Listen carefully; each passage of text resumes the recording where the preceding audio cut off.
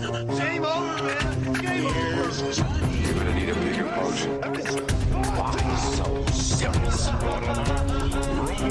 I am Iron Man. This is a tasty burger. Welcome to the InSession Film Podcast. Welcome to episode 523 for February 26, 2023. And I'm JD Duran. And I'm Brendan Cassidy. And I'm Jay Ledbetter. Thanks for joining us this week, everybody. Fellas, how you doing? You guys have a good A little week? trashy. Feeling a little trashy right Feeling now. a little Ready to trashy? go dumpster diving. Let's go, brother. All right. Yeah, as we start off this show, Jay, you have some explaining to do. Because this is your idea. And I thought, you know what? You know what would be a fun exercise? Let's throw this out on social media. Let's get everyone on Twitter's responses for their favorite movies that maybe aren't very good, but you love anyway. And my God, by some of those responses, you would have thought I was hitting people's grandmas in the face. That I was attacking them personally just by suggesting the very topic. One man's trash is another person's treasure. Isn't that right? Yeah. So Jay, you have to explain this to everybody, why you thought this was a good idea and why we're talking about it today. Because I don't want to have to deal with this all week. I want to make it clear, I am not the be-all, end-all arbiter of what our show will be about. This is a working document, much like the U.S. Constitution. You can amend said document. However, it just appears that we settled on favorite movies that are absolute trash based on the epic cocaine bear that is taking America by storm this week. So Yeah. let's go dumpster diving. That's what I say. Let's do it. And I'm interested because the way that you kind of phrase that is interesting to me, because I think there is that thing where you're like, I know this movie is bad and I like it. And I think the other side of a trash movie is like, this movie has no intentions of being anything but trash, but it does it really well. Which ones are actually self-aware in that regard, and which ones do it well? Because there are examples of movies that try to be that and kind of fail at that. Movies that try to achieve the cult status thing, when you kind of realize that achieving cult status is usually an accident. That's usually not the goal to have in mind when you make a movie. And when you try to do that, you sometimes fall on your face. And there are movies that do try to be a little bit, problem. That's kind of Trying the actual to official. It's the official term for it. An ironic movie. Right. Yeah. Well, I tried to articulate that the best I could to some individuals on Twitter, but they weren't having it.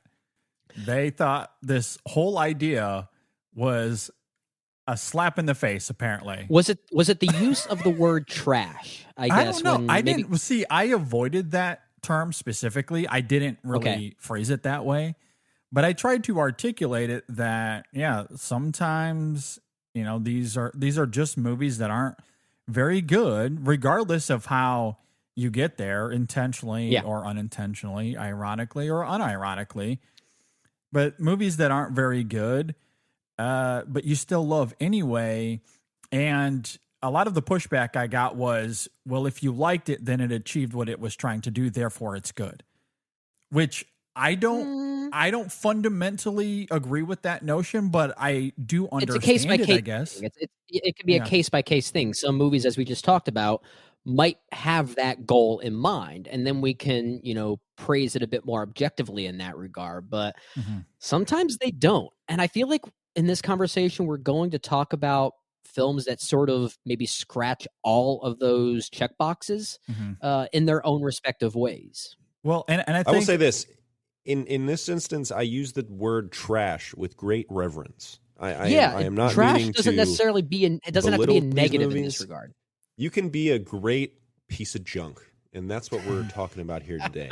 The classic dumpster whoppers that you find at 3 a.m. in the morning after a night out on the town. I think I remember the first time you made that analogy was when you and Ryan talked about the reboot of Hellboy. Yeah, a movie that I was you used the McDonald's analogy. Such junk, but I kind of admire its adherence to junkiness, and and I think there's something to be said for that. So, which I never did see, but I don't know if that movie or another one that I know you've associated that term with, Jay, is the Aquaman movie that came out in 2018 or whatever. That's dumpster filet mignon right there. It's so big and so glossy. I feel like it almost like surpasses what we're talking about here.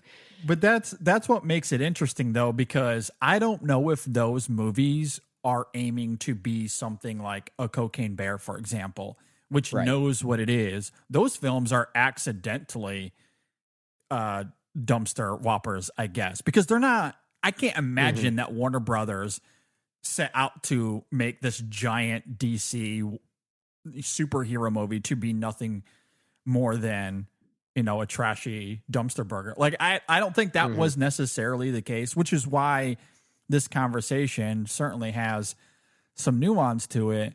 And to those that do push back on it, the best way for me to articulate this, which hopefully I conveyed on social media, who knows, maybe I failed miserably and you guys can help fill in the gaps, but because obviously art is subjective. Right. And I think a lot of what this conversation boils down to is, yes, a little bit of subjective and objective, but from your perspective. Whatever it is, whatever your parameters are, how you define, how you constitute good art, whatever that is, these are the movies that do not adhere to those definitions. They fall below those expectations, and yet we still love them anyway. So there is a little bit of separation between subjectivity and objectivity, but based on your singular definitions of what that means specifically. So it's not as if we're drawing hard lines in the sand of this is what's good art and this is bad art. And if we're not like even necessarily going to say that these are quote unquote bad movies. There might be some examples where we do talk about ones that try to achieve that sort of campy status or whatever it might be, and maybe they just do it really well.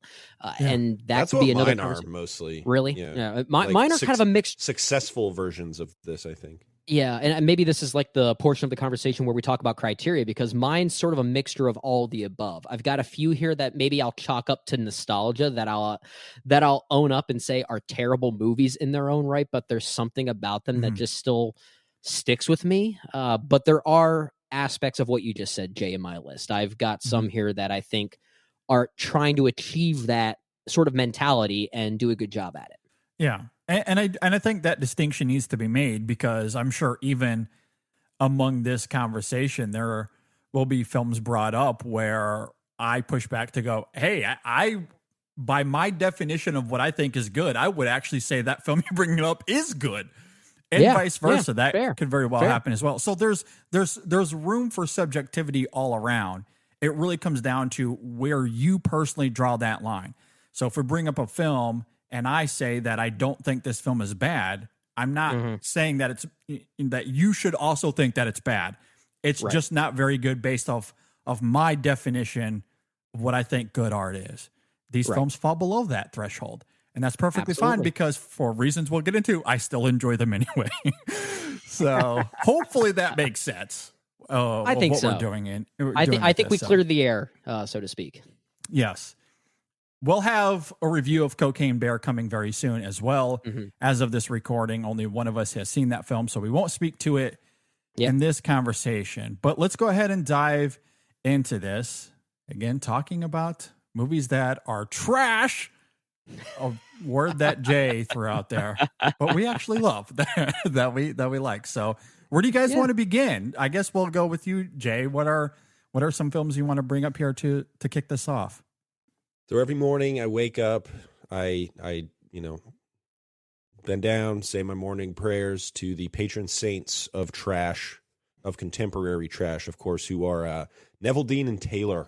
There are a few directors I knew you were going to call attention to, and these guys were among them. I knew it.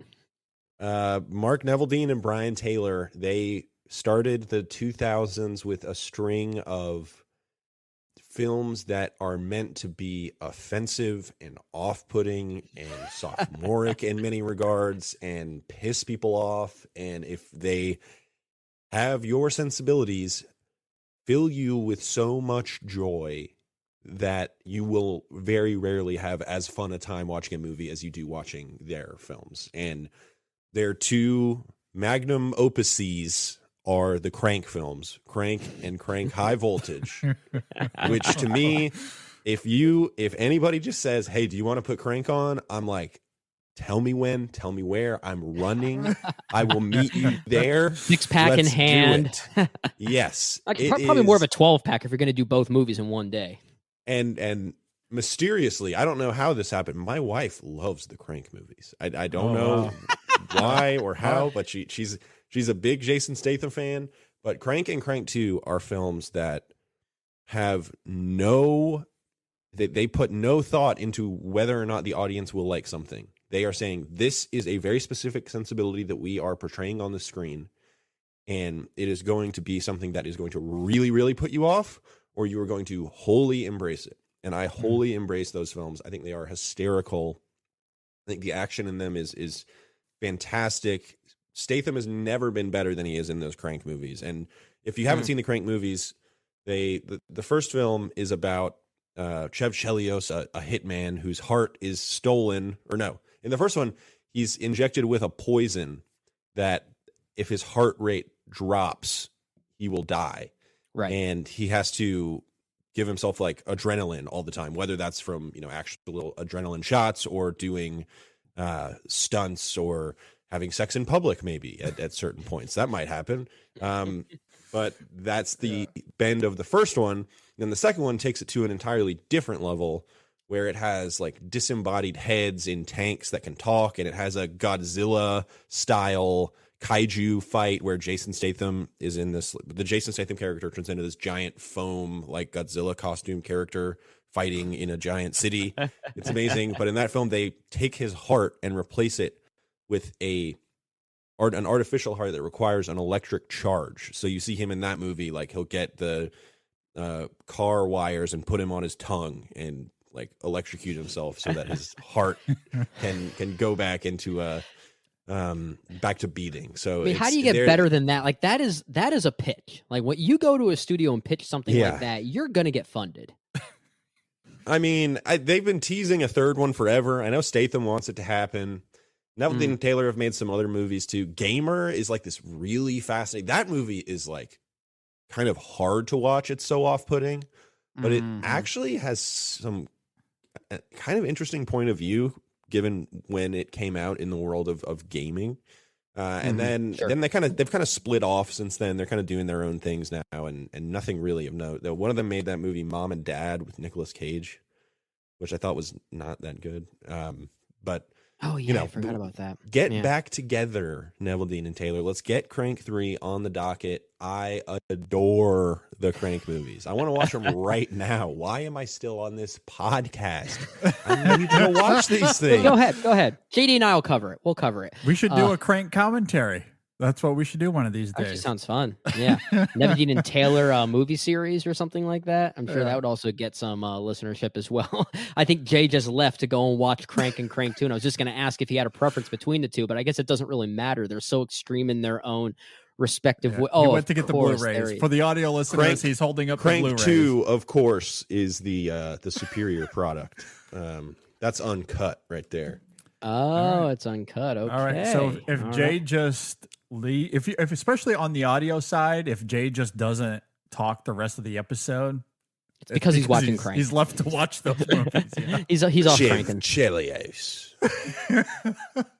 I think you make a pretty good point about Jason Statham in those movies, though. At the very least, with regard to the first one, it might be his best performance ever, or at least like it might be between that and Wrath of Man. Of all things, he's never had a better grasp on like what his ideal action star persona is, because he's really funny and he very rarely gets to be in a very dry kind of way. Like and I think what makes his comedy work in those movies is that it's almost like they're trying to make him not self-aware of it, which is sort of the antithesis of how he plays his character in the Fast and Furious movies, which is very self-aware. Wink, wink. Yeah, and I think it was great at first, but it's gotten a little bit repetitive maybe as time has gone on. At least you can argue that. But there's something to be said about his ignorance to his sort of dryness. I think that makes it all the more charming, honestly. He's like the king of this topic that we're talking about. Like He most really of is. his movies fall into this category. do. There are certainly there's some Mount Rushmore figures on there. You look at some of Stallone's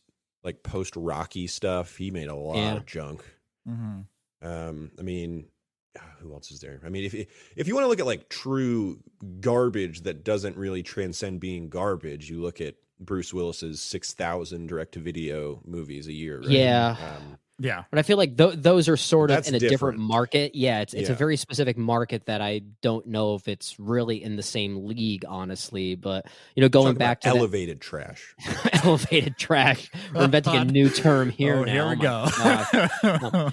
But yeah, as far as like action stars, maybe from that certain era, like you mentioned Stallone, for instance. I mean, maybe like a Jean-Claude Van Damme could fall into that category a little bit. Seagal. Yeah, Seagal. Yeah. Yeah, for sure. All right, Brendan, what's the first one you want to bring up? That's a good question. I think I'm going to bring up one that's maybe more in spirit to something like Cocaine Bear, since that is the movie that is inspiring this conversation in the first place. And I know this is a movie that does have its own cult following, especially as a franchise and a saga. But I'm going back to the year 1990 to a film called Tremors, which Okay. I'm going with something that I think, actually is a pretty good movie in its own right. I actually think what this movie is trying to do is just be a fun, campy sci-fi movie with giant worms in like a kind of a almost Western like way. And I think the charm of it is that it didn't seem like director Ron Underwood and screenwriters Brett Maddock and S.S. Wilson, it didn't seem like that they were trying to make a cult film. There actually is a sincerity to this one. And I also think from an acting standpoint, I think that Kevin Bacon and Fred Ward, the late Fred Ward, have amazing chemistry. You could watch this movie and take out the giant worms, and it's just an enjoyable movie about two dirty handymen in Nevada. I forget what state they're actually in. But there is a weird sense of like sincerity to it. And I think in many ways you can argue it's one of those movies that sort of kickstarted this whole fad of animal attack movies, sci-fi themed monster movies that really tried to achieve cult status before they knew they even had a cult film on their hands. And I think the subsequent films in this franchise still at least maintain enough of the charm, at least with the second and third film, by keeping what's his name, Michael Gross as Burt Gummer around. The first time I ever saw this movie, it was me walking in on it. I think my dad was watching it, and it was the scene with Michael Gross and Reba McEntire just unloading elephant guns on one of these graboids, I think is what they call them. And I thought to myself, I have to watch this movie. And I think it holds up. I think there's a practicality to it that is really great. I feel like I'm arguing more objectively about it. I feel like I'm being very serious as to why this is a good movie, but there are movies that can take the trash mentality and honestly take it kind of seriously. And I think this one succeeds very well in doing that. It's all about like aspirations, right? This movie is not trying to be anything that's going to change your worldview or anything like that. They're just like, we're just going to give you a junky survival sci-fi animal movie. Yeah. And you're going to eat it up because Tremors is good. And I know there's stories of Kevin Bacon being on the set of Tremors and him just being like, oh my God, is my career over? Is this really what I've come to? I'm doing a movie about killer sandworms.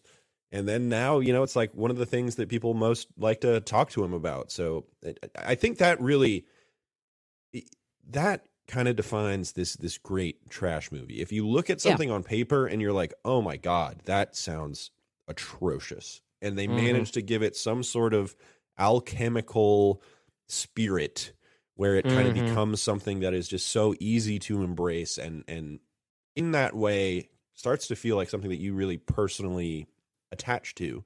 I think that's the magic of these kind of movies. In many ways, it definitely uses Jaws as inspiration because it really does put the characters first. What makes Tremors so good is the fact that pretty much everyone in the movie is just so freaking likable. And that's something you don't often see. I feel like sometimes the concept overtakes the movie, or the cult-like idea or the cult-like agenda overtakes the movie. And Tremors is the exact opposite, which is why I think it has held up so well over the years. And we all know Jaws and Tremors, same movie, same universe, belong in the same universe. Well, I've got a Jaws knockoff on my list. If we want to just continue the trend here, I think I know where you're going with that one. I'm going Joe Dante Piranha. That's not where I thought you were going to go with that. Okay, I thought you were going to go Deep Blue Sea. That's on my list. Wonderful film. Deep Blue Sea is on your list. Yeah.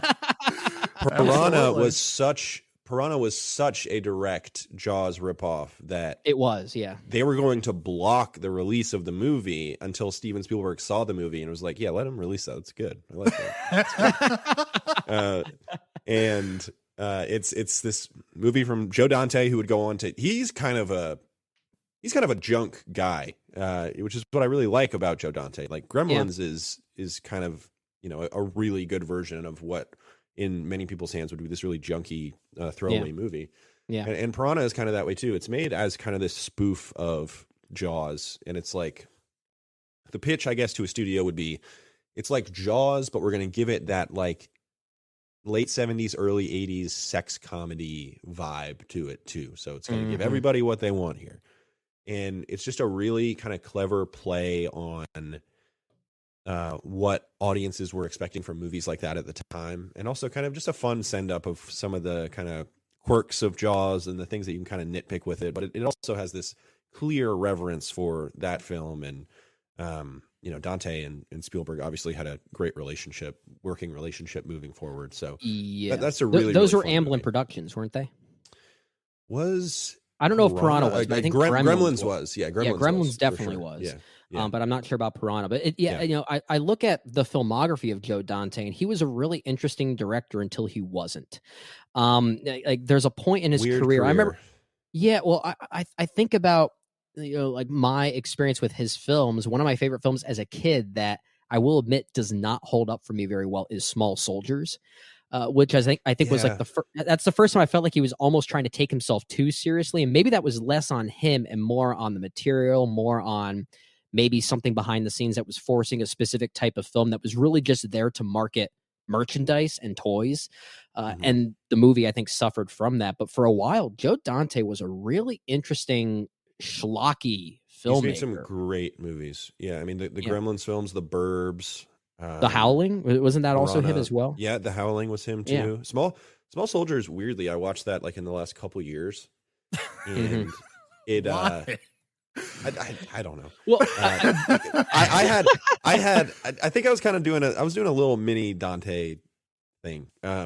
But I didn't get through all of them. Of course you would. Of course you would. You would find any director and just, I'm going to watch all of their movies. I think Joe Dante is like a really, really interesting director. I mean, he's made some really good movies, and I think it was maybe after I finally watched Looney Tunes Back in Action, which is the Looney Tunes movie that he directed, which is that's really a good movie. Good. That's a good movie. Really good.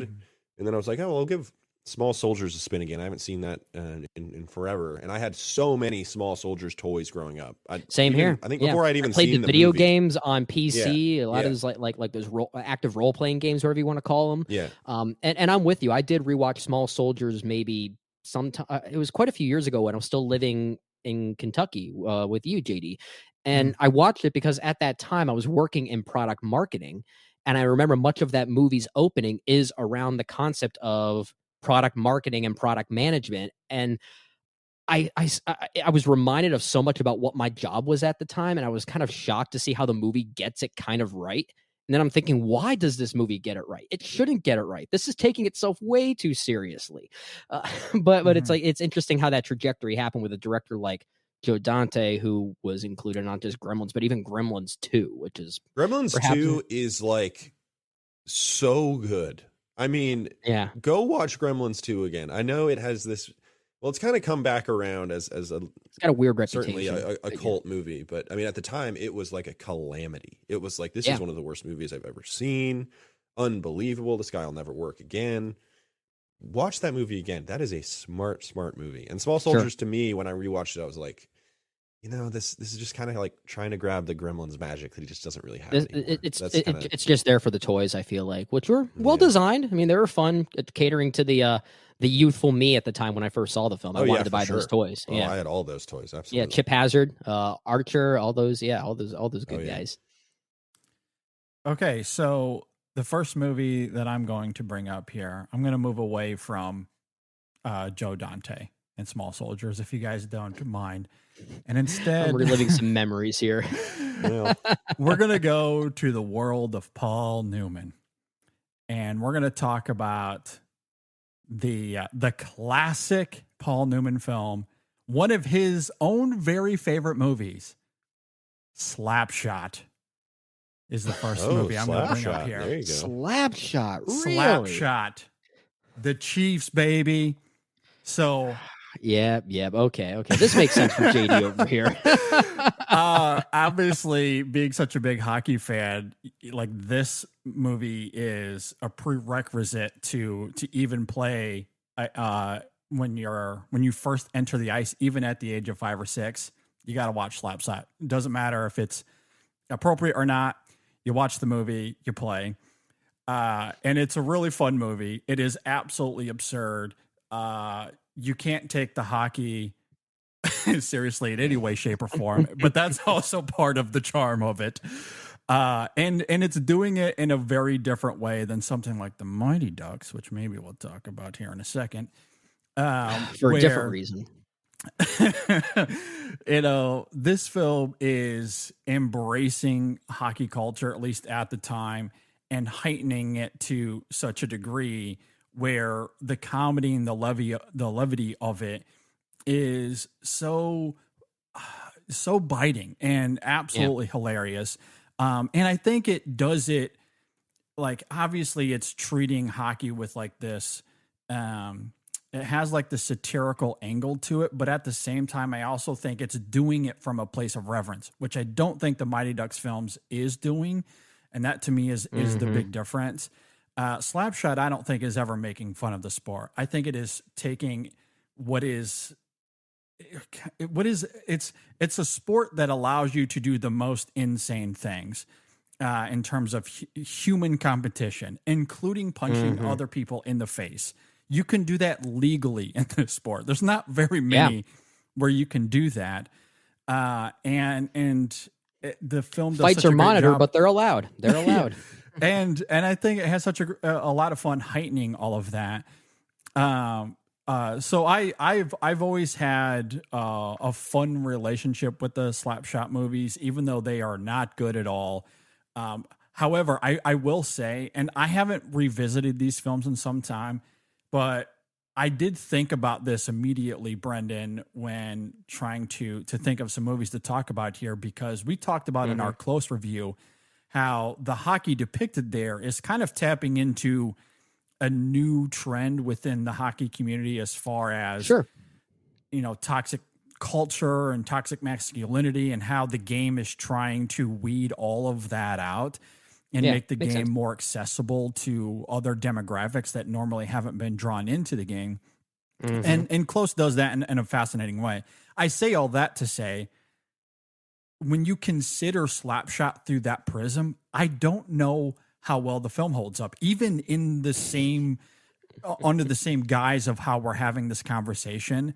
It might be more of a cringy experience when you consider it through that lens, because Slapshot is admittedly kind of tapping into that toxicity that the game now is trying to weed out. So I know, like, when you take friends to hockey games that normally don't go, and they're invigorated by the hitting and the fighting and all that sort of stuff.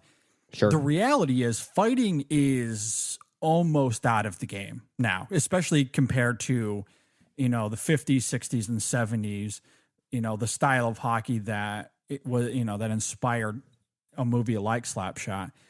The That, enforcer. yeah, there's no enforcers in the game anymore. If you do not have skill, you're not in the NHL. Bottom line, that's just not. Yeah. It's not the same game anymore, and so it does make Slapshot an interesting relic in that regard. It is certainly a wonderful mirror to what hockey was at that time, but through the lens of today, I don't know. I don't even know if you can have the same conversation we're having now when you're talking about it in a more, a more, what's the word I'm trying to think? Like when you're trying to talk about it in a more serious way now, in terms of rooting out a lot of the stuff that's just not good for the sport. Slapshot does play into all of that in a way that, I don't know. It just doesn't work now. But I haven't seen the film in a long time, so I don't know. But it was an interesting thought exercise. Yeah. When did this come out? 1977, I think. Something like that. I think it was 77. Yeah. Yeah. Weirdly, the same director as The Sting and Butch Cassidy and the Sundance Kid. It's been a while since I've seen this. I saw when I was really young. There was a point in my life where I was really getting into like old sports movies for some reason. I think I saw this at the same time I saw the movie of all things Rollerball from 1975, which is yet another trashy movie. I'm not going to be talking about it here because that movie's just bad. I don't think that movie's Jimmy Kahn. But yeah, Slapshot, I think I saw around that same time. There's a lot about it I don't remember, to be perfectly honest, but I think that makes it an interesting relic and one that certainly represents a snapshot in sports history, which is why if it doesn't hold up, that might be part of its charm then. You know, kind of representing the evolution or maybe even de-evolution of the sport, depending on what you want to look at it as. Yeah, absolutely. And I don't know, maybe it'd be something that I'll get to, sometime this spring, because I'm going to have some downtime coming up here very soon. So maybe this is one that I'll get to. In either way, because we talked about this a lot last week, Brendan, especially when we were doing our Ant-Man review, that I'm a big believer that most things fall in the middle, that there's a duality to everything, or most things. Sure. And it's very possible that this is a film that can be that relic, be emblematic of what hockey was at that time, and the fun energy that comes with the game at that time, and also be representative of why you needed to root out that same stuff, because when you consider things like CTE and the violence of the game, and hey, maybe punching another human being in the face over and over again just isn't good for their health or your health. Maybe that's not, and also in maybe a sport it's just that more isn't fun. About fighting and it's about putting a puck in a net. Yeah, but then also there's boxing involved. I mean, exactly. Yeah. Tyler Durden taught us differently. How much can you know about yourself if you haven't been in a fight? Yeah. And also the skill of the players today is so insane that the enforcers of yesteryear, they wouldn't be able to keep pace. They just literally wouldn't be able to skate on the same ice as the players today. So I think it can be both things. I think weeding that stuff out is good for the game. Personally, I know some people want to keep that old school mentality of fighting and huge hits and all that sort of stuff. And, the physicality, the hitting, you want that in the game, but there needs to be parameters on it. I think the NHL has done a decently good job of that. And fighting should probably just become obsolete. It's really not necessary. And the best things of the sport today is the skill. You watch Connor McDavid, and it's like he's from another planet, and that's really fun to watch.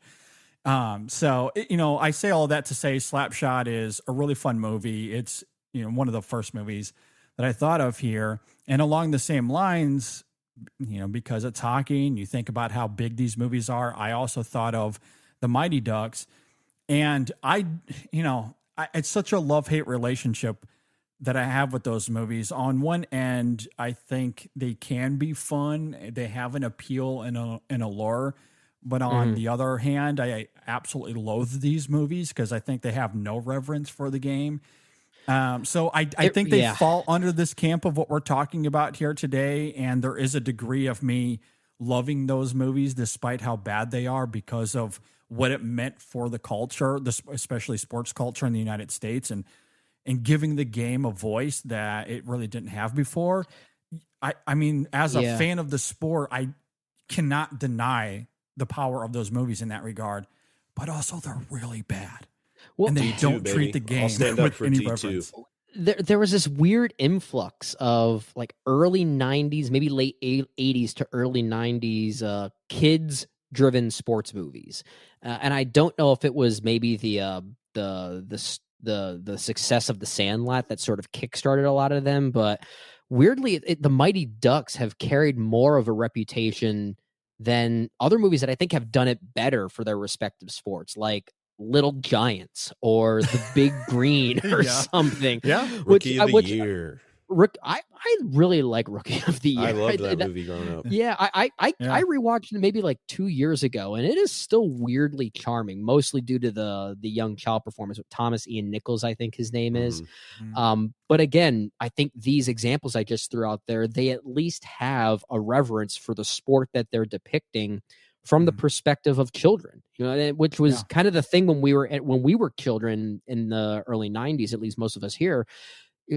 We were getting into sports a lot of the times because of movies like this, and they had a respect for them, and they had so much self-respect. The Mighty Ducks doesn't. And maybe really that's what made them so well regarded, because they actually have this deep-rooted cynicism. And I don't know if that was the intent, though.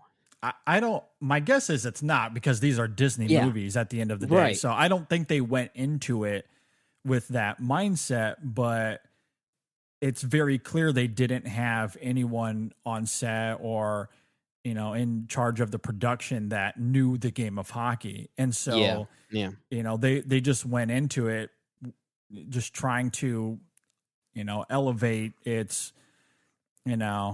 I honestly, I don't even know what they were trying to do. I'm trying to give them more credit than maybe what it deserves. They just ran with the physicality of it and made up their own rules in the process, is basically what they did. It's my not favorite bad. part of hockey is when a guy in a cowboy hat gets a lasso and starts lassoing people on the ice. I don't know what to tell you. The first doesn't time happen I saw once that, a season. I feel like I was so mad. I'm almost seething now that you just even bring that up. It is so dumb. It is so, and that's the kind of stuff I'm talking about. Like it is not treating the game with any sort of reference whatsoever. And then of course, ironically, it's the only sports movie that I'm aware of anyway that launched a genuine sports franchise. The NHL puts out the Mighty Ducks in the early 90s based off this movie. So like, I don't know. It's such a duality with that movie. It's a weird thing. It's a weird thing. Anyway, what else you guys got?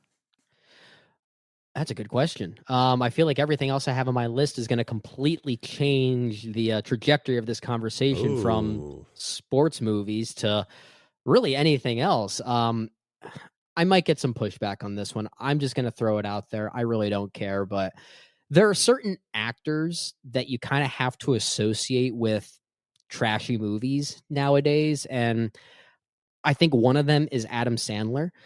But weirdly, I'm going with a movie that is a Happy Madison production that does not even feature Adam Sandler. I think Grandma's Boy is a pretty funny movie. You remember the Grandma's Boy cult, huh? Yeah, I think I'm one of the few. I don't think there's really that many. There is a hive. There is a Grandma's Boy hive. I haven't found it yet, so if they're willing to welcome me, I'll join the club. That was a massive movie at my high school. And in college too, I would say a lot of people watch that movie. Well, college is the reason why I have such a reverence for it. It was a movie that my roommates and I at the time, most of those guys I'm still in touch with. A lot of them are still very close to me. And this was one of the movies that we watched one time, admittedly not the most sober, I'll say. But there was a lot about that experience that we do remember. And maybe that's part of the reason why I feel the urge to talk about it here. The movie is absolutely terrible. And I'm not even sure if it knows how terrible that it is. Like, it is bad. It is really bad. And it wastes so many great actors like the late Doris Roberts, who plays the titular grandma. You also have the great Linda Cardellini before she really started to take off in her own right. It's not a good movie, but I don't know. The stuff that Nick Swardson sometimes says just makes me laugh. The whole I have to pee out of my ass line just makes me laugh. Whatever the heck that Joel David Moore as JP is doing as this nerdy robot guy, just I have no words for it other than I laugh. God help me, I laugh at this movie. It's trash, but I can't defend it in any other way. But this is the topic at hand. We're talking about movies that are indeed trash for one reason or another, and for some reason, I have to defend Grandma's Boy. It's just a movie that still makes me chuckle. Okay, you have your trash can. I have my trash can. Everyone's got their trash can. It's decorated in my own way. Yeah. Okay. It's not a treasure. I mean, that was a huge film. I mean, I knew a lot of people who really liked that movie growing up. I find it grating, but it is grating. I'm not going to argue that, but I weirdly love that about it. I have no words. I'm done. Okay. So let me ask y'all. Let me ask y'all a question on the philosophy of trash. Are the Fast and Furious movies trash? Yes. I think I think so. Agree. And I think the two creme de la creme trashter pieces of the Fast and the Furious franchise are actually Too Fast, Too Furious and I Fast agree. and Furious Tokyo Drift. I would agree. I would agree. Those are the ones that really have that scent, ode de trashois, if you will.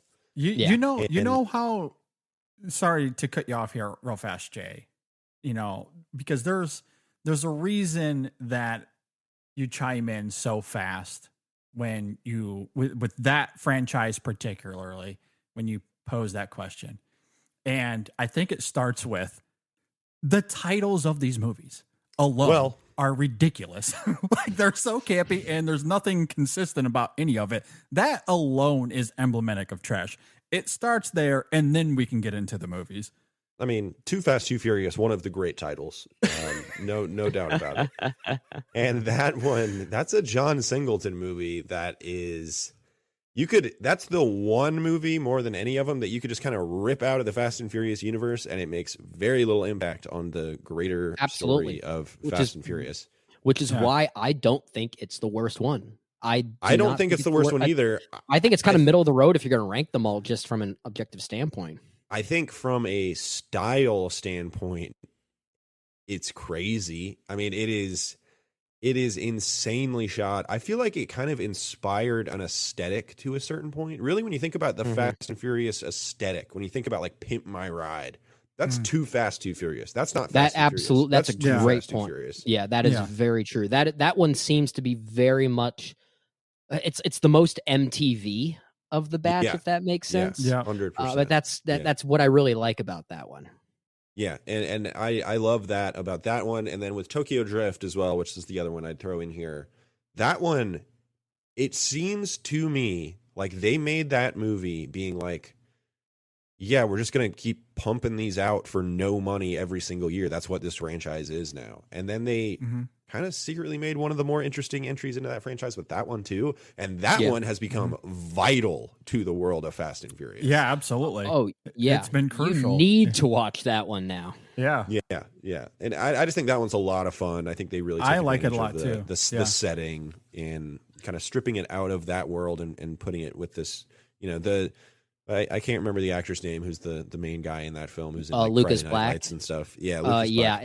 He's my not least the greatest favorite actor in the world, but I really wish, and maybe this is because where the franchise went. We look back at this film retroactively, and we love a character like Han, but I feel like if he were the main character of that specific movie, I think it could have been even more interesting. There's a weird it actually has a weird thing on its mind that's really compelling about the idea of language barriers and cultural differences and how they actually communicate their language through driving and racing, despite not knowing each other's customs. But there's some kind of like shared aspect there. And I feel like that's mostly funneled through the character of Han, which is why I would have loved to see a little bit more of him. But obviously, that's not where that narrative goes. But yeah, like that, it's so interesting how that film has become so necessary in the entire franchise that it's weird to see how it's just been retroactively made better because of it. Jay joked about this a few weeks ago, right? Or was this last week? I can't remember. But when we were talking about how who needs rules with this universe? Like, if you're biology, who cares? Like, science, get rid of it. Like, just we'll bring people back from the dead, not explain it or half explain it, and it doesn't matter. Like, that's the beauty. Yeah, of they've made quite a few superhero movies look like documentaries at this point. Like, it's. But see, I would say about that franchise, I would say those two to me, for whatever reason, and this is the intangibility of trash that we're talking about now. Yeah. Those feel trashier to me than like Fast Five. Oh, Fast Five is just a great movie. Like that's just a good like action movie, a good heist movie with a lot of action beats too. So I don't think that one belongs on this list. I'm with you. I'm absolutely with you on that. It's a better movie than the two that you're talking about for sure, but in the confines of this conversation, it's absolutely Too Fast, Too Furious and Tokyo Drift. Maybe to an extent, the fourth outing, Fast and Furious, which takes itself so seriously that it does get a little silly at times. But I think that's more of an accident than it is the intent, which is why it might not qualify in the end. But yeah, those two, I'm with you. Those are the quote unquote trashiest of the bunch. I do want to push back a little bit on 5. It's, because it's one of those things, going back to what we said earlier, I don't know if the film was aiming for this. Maybe it was intentional. I don't know. But that's a movie where Vin Diesel flies through the air on the interstate as if he's Superman. And this is the first time he sure does. in that franchise where, the physics of these films are already ridiculous. Now we're at campy levels of just absurd. Fast Five is when it becomes a superhero movie. Yeah. And so, to your point, Brendan, in terms of like what constitutes a good movie, Fast Five is arguably the best of the bunch here. I will not push back against that. That is a good movie, a good heist movie. I do really like it. I'm not saying that Fast Five is bad or a lesser movie. No, I know that. I'm not saying that at all. But in terms of, do we consider it to be a dumpster whopper, if you will? I mean, it's going to really absurd campy territories here. I think the idea and the concept is for sure, but there's maybe it's just the way I view it. There's something about the way Justin Lin directs that one that I think what I was sort of say. Yeah, it's got its acts together a little bit. Yeah, but there's the other ones are like. Even when Vin Diesel and Paul Walker are dragging that giant safe throughout all of Brazil, it's so insane. There's a weird tangibility to that. Like when I see that happen, this is going to sound weird to describe any Fast and Furious movie, but there's an artfulness in the way that film is crafted where I don't quite see the trashiness when compared to something like Tokyo Drift. And maybe it's just more of an aesthetic choice or something. And that's fair. I do think it's kind of trashy, but to what Jay said earlier, like there's a difference between trash, just fun campy trash, and then elevated trash. And I think this is there on the elevated trash level. Like, it is very good for what it is. But it's elevated also horror. It's all about elevated trash. Exactly. Like, I just feel like this is a really good movie that also is insane in every single way. And again, like, was it aiming for that intentionally? I don't know. I don't know. It might not have been. It might be accidental, but that just adds more charm to it for me, I think. Yeah, for sure. I got another philosophical trash question here. I'm gonna keep them coming. What's up? Right, so we got Fast and Furious. All right, it's trash. Is Tony Scott a trash director? No, I don't think so. Is it similar to what you're talking about with Justin Lin, where it's like I think it's he's the operating on a different wavelength than Trash? I think it's all about aesthetic choices. It's the visceral quality that his films present. Any other director that maybe doesn't have that same visual language could turn those stories from Tony Scott films into elevated trash, if you want to call it that. So, like, if we're looking at just the scripts themselves and the stories they tell, then I think the argument could be made for yes, that they are. He kind of makes junk material, but he turns it into a Tony Scott movie. Yeah, but like a movie like Crimson Tide, for instance, has a real visceral quality to it. Like there's a tangibility to that movie. Philosophical, I think he's a very underappreciated director in that regard. That yes, his movies are very action heavy and they're fun and they're I don't know if silly's the right word. I think that might be inappropriate. They can't. Yeah, in certain cases, I think a movie like The Taking of Pelham 1, 2, 3 or his version of that certainly feels that way because of John Travolta, but there's a weird tangibility to the way his films look and feel and how they're edited that it kind of gives it like this griminess or this like dirty quality to it that I think maybe weirdly tricks you into thinking it's not trash. So I think that's maybe why I agree with you. That. I think I agree with you. It's very subjective, this whole trash thing. I just want to throw it out there because there are like you look at like Days of Thunder is kind of junk. Yeah. But it's also like beautiful, very thoughtful. It's like really well made though. Junk. That's yeah. So and that makes that makes for an interesting conversation that we could potentially have is where does that line get drawn and which directors are the ones that sort of, I guess, toy with that line the most. I'm writing a book on that actually right now. So I think it's a great topic. I think we can, get some. You can read it soon. Let's get that edited.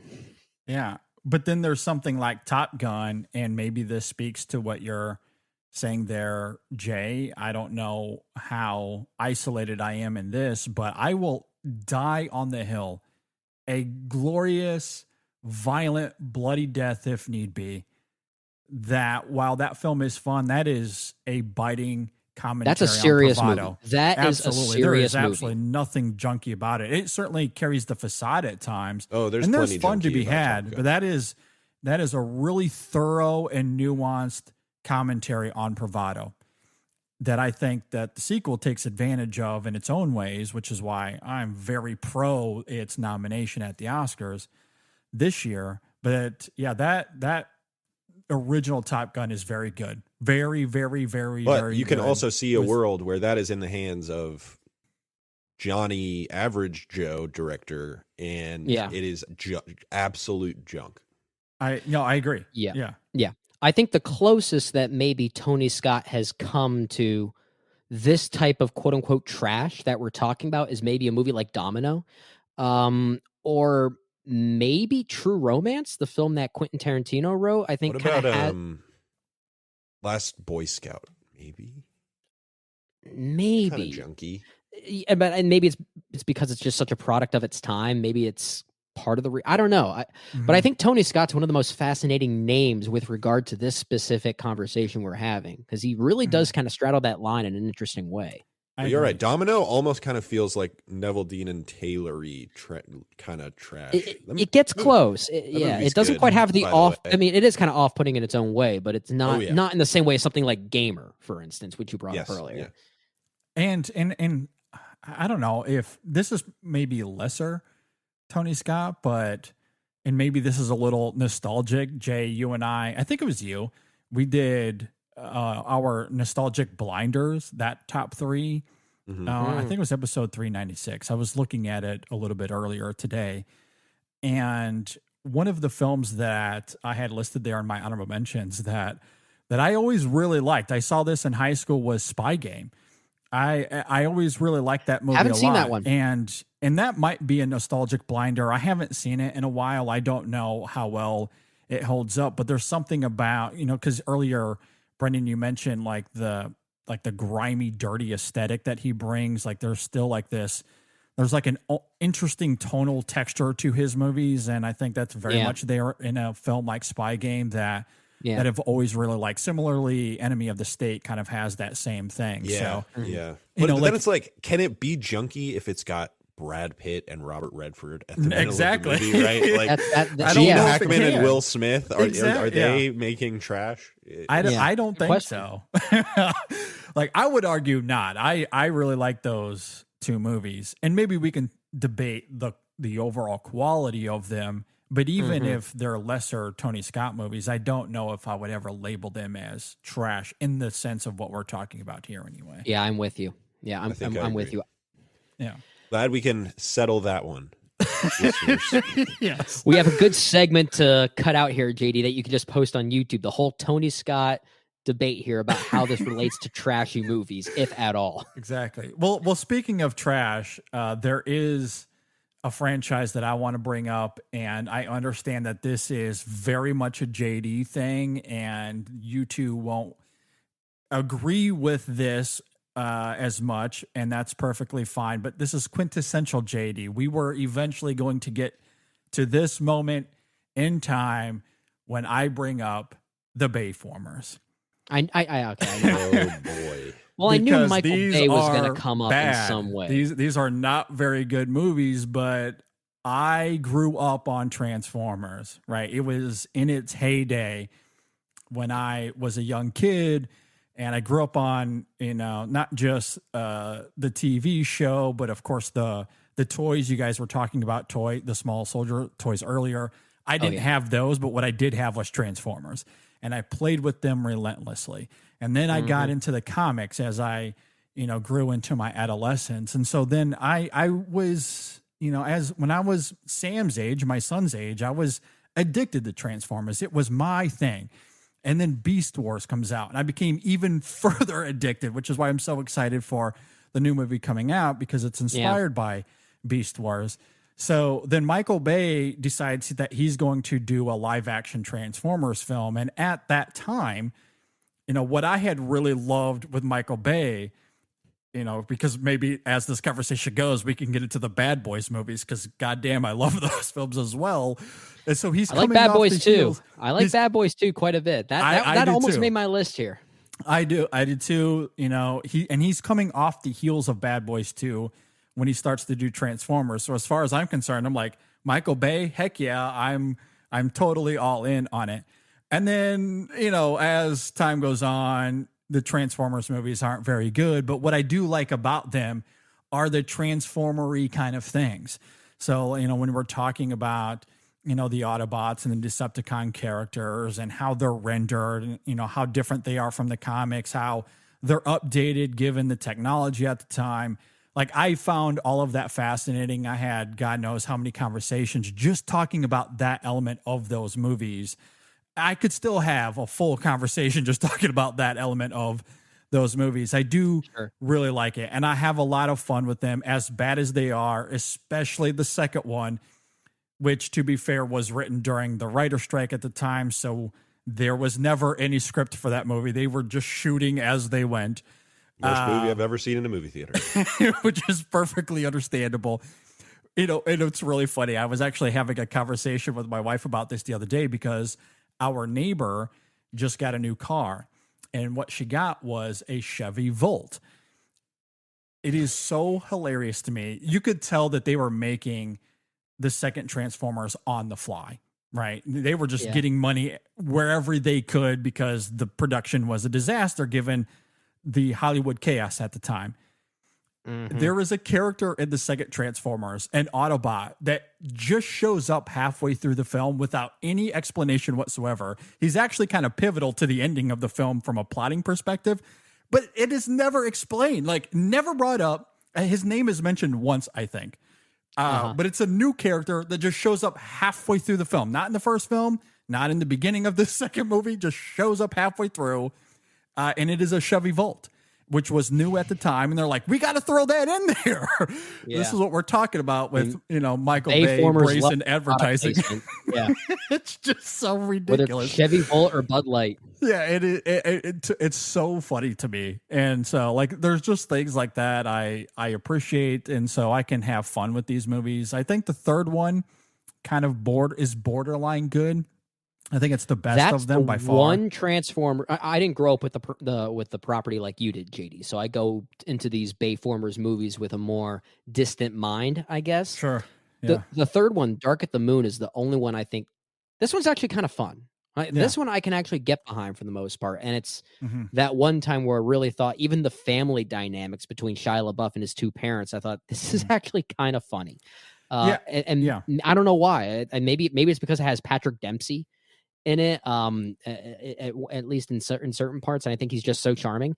So I don't know. Maybe there's just other factors there. I don't know. Well, I think with Dark of the Moon, it's the only one of the Bayformer films where there's a script that's trying to actually tackle a seamless story. The first one is sort of there, but it's so discombobulated and disjointed. And the editing of that first film is just bizarre. It's really weird. It's a tonal thing too. Like if you didn't grow up with Transformers, if you watch that first one, it's like this weird like dichotomy between a serious sci-fi thriller and then a Cartoon Network TV show. Yeah. Like the second that the Transformers themselves start talking, it's like you change the channel. It's a complete. It really does feel that way. It is. There is a little bit of an odd dynamic there that I became accustomed to. Like, you just kind of have to embrace that's how these films are going to function from that perspective. But the third film, I think they finally found a way to make that pretty seamless. And then in terms of its dramatic stakes, it's the one that has the most heftiness to it. And you couple that with the script that is the most coherent of them. And there's some actual emotion to that film that isn't completely manufactured like it is in the first two movies. Yeah. And maybe also that is Shia LaBeouf's performance, because it's the only one of the three where he's clearly giving a shit.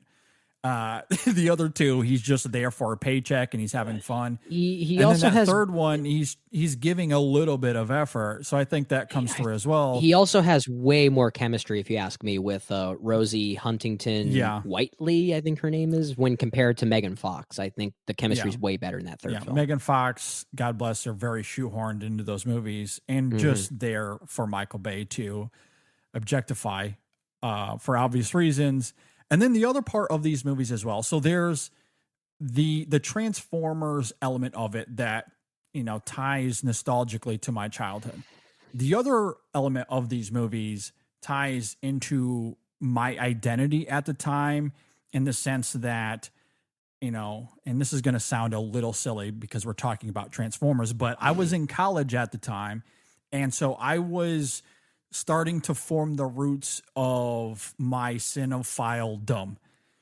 And what I've really come to love about these Transformers films, aside from the robots and the transforming and the fun of that for me, is Steve Jablonsky's score, which is so good. Yeah. It is the same argument that we had a few weeks ago when we were talking about James Newton Howard and some of the scores he did for Shyamalan and how they don't deserve to be in those movies because they're really bad. And yet, in the Last Airbender, he scores a masterpiece in a film that does not deserve it.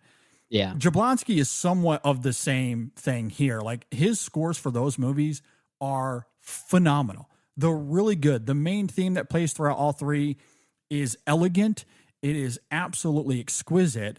Almost doesn't belong in a movie about robots transforming. And then in the third film, there's like the urgency and what he adds to the action, I think is really good in terms of action beats, action scoring. There's not a lot of scores that I think do better than that. So when we're talking about isolated crafts in these action films, like a lot of the action films we've gotten over the last 20 years or 15 years, a lot of them are not very memorable. But I can think of very specific cues in those Transformers films that I still listen to today, that I think heighten a lot of what's happening in those movies. Jablonsky doesn't get nearly enough credit for what he was able to do with Michael Bay and the movies don't really deserve him, but they're really good scores. Absolutely terrific. I would recommend them like outside the context of the film. Like if you just want to listen to something on Spotify, absolutely listen to them. They don't sound like Transformers scores. They don't. They don't. Really. They don't sound like they come from that kind of movie. At least not all of the tracks. Yeah. Well, Michael Bay is one of those directors that certainly fits into this category as well. He's, I mean, we mentioned Bad Boys 2, which is a film I almost thought about bringing up for this list as well. Really, if not for just the that one car chase where they are literally throwing bodies at the cars. It is so distasteful, distasteful, and yet it's kind of why I think that is one of Michael Bay's best movies. I certainly like it more than the first Bad Boys, which I think I'm not the biggest fan of the first one. But that second one I think it's so mean and so ugly that it's just kind of have to respect it. It's insane. And it's gross. It's so gross. I mean, I do really like the first one. I like both of the Bad Boys though, more so than the Bay-isms of them. It really comes down to the two leads of that franchise. They make that more than anything else, because to me, like the quintessential bad boy moment of all three of those films, I think to this point, is the highway chase in the second film, where from an action standpoint, you have Michael Bay doing what Michael Bay does best, for better or worse. When it's absolutely ridiculous, they're throwing cars, and it's, from an octane perspective, there's a lot of energy to be had there. And then the whole scene keeps cutting between that and this dynamic between Mike and Marcus, where they're just yelling at each other the whole time. And it is downright hilarious. I am laugh out loud laughing in that sequence. And where the stakes are dire, like they're literally life and death stakes. And yet it's very hilarious. So yeah, I mean, the Bad Boys movies, I will champion them all day. Those are my elite, exquisite dumpster whoppers. That is the dumpster filet mignon, as Jay was bringing up earlier. The Bad Boys movies for me. Love it. Jim Chelios and the Bad Boys hanging out at dumpster first class. I'll see that shared universe. I'd be first in line for that. Yeah, absolutely. What else you guys got? I don't know that I have anything that I really want to dig into too specifically, but I'll just throw out a few. Shoot 'em Up from 2007 with Clive Owen. I don't know if you have not seen that one. Never seen that one. Clive Owen, Monica Bellucci, Paul Giamatti, action movie. It's basically like a cartoon. It's absolute trash. Not very successful, but I watch clips of it occasionally just because I think there are some really good pieces of that dumpster fire. Crawl from just a few years ago. Really loved that movie. That was such a fun movie. Alexander Aja, just, that's a movie that knows that it has this cheekiness to it, but doesn't go out of its way to kind of let you know that it's in on the joke. It strikes a perfect balance of tone, I think, there. And then obviously, nostalgically, Teenage Mutant Ninja Turtles. Yeah, gotta love it. Bloodsport is a fun junkie movie. Oh yeah, almost thought about that one. Yeah. And as far as some contemporary ones, I freaking love Extraction.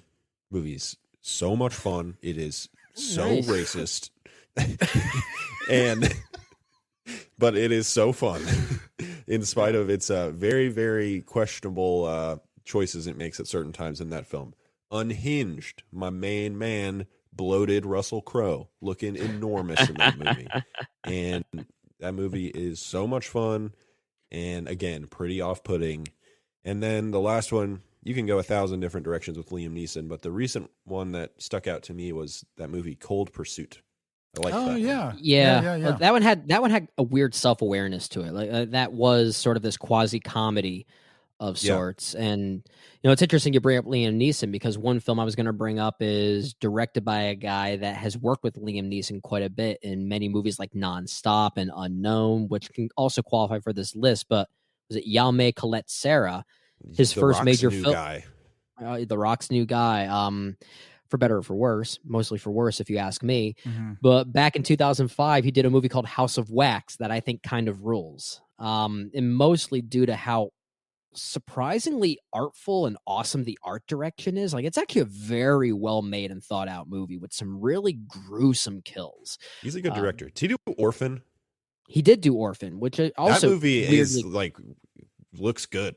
Like, has some really it's a really well crafted flourishes. piece of trash. It really is, and it kind of falls into the same category as well. I almost could have talked about that for the same reasons, but House of Wax, I think, is a really fun movie, and it's surprisingly well made. But a few others I had here. There's this one horror movie I saw almost a decade ago. In fact, it is almost a decade old, and I'm not sure if you guys have heard of it. It's a movie called Grabbers. It came out in 2012. It's an Irish film, and the concept is really what sells it. And I do think the film plays into its concept mostly well enough, but the concept is so fun in its own right that it sort of saves the movie.